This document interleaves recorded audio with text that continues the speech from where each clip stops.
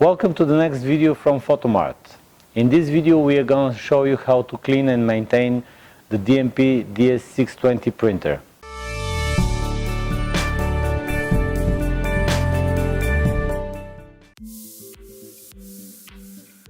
Before cleaning the printer, we are going to remove the ribbon as well as the scrap box and the paper roll.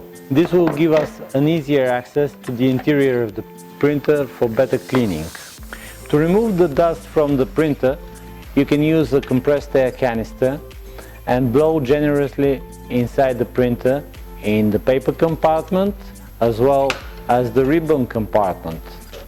Cleaning of the thermohead is done using the thermohead cleaning pen.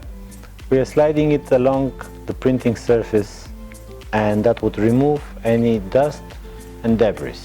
To clean the platen roller, we are using ethyl alcohol dampened length-free cloth, and we are wiping gently and continuously the platen roller until the whole surface is clean and smooth. This concludes the maintenance and service of your DNP DS620 printer. Thank you for watching. Please don't forget to subscribe to our YouTube channel, and for any related items you can check the description below. See you in the next video.